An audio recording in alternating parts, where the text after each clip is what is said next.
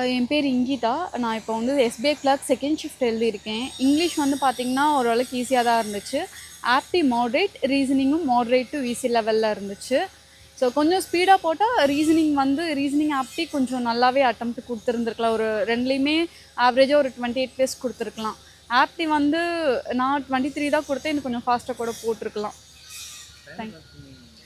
Like ஆப்டி வந்துட்டு கொஞ்சம் arithmetic நிறையா இருந்துச்சு. ஸோ கொஞ்சம் டைம் கன்சூமிங்னா ஆப்டி. Moderate to easy. இல்லை அப்படி எதுவும் இல்லை. But question selection is much important. ஒரு வேளை கொஷின் செலக்ட் பண்ணாமல் போட்டிருந்தோம்னா 2 டிஐ இருந்துச்சு. சிம்பிளிஃபிகேஷன் பார்த்திங்கன்னா ஒரு 10 கிட்ட இருந்திருக்கும். குவாட்ரேட்டிக் ஈக்குவேஷன் இல்லை, நம்பர் சீரீஸோ ராங் நம்பர் எதுவுமே வரல. So arithmetic is much quite questions ஜாஸ்தி தான் இருந்துச்சு. அரித்மெட்டிக் கொஞ்சம் ஜாஸ்தி தான் இந்த இதில். ஸோ ஆப்டி கொஞ்சம் மாட்ரேட் தான் என்ன கேட்டால்.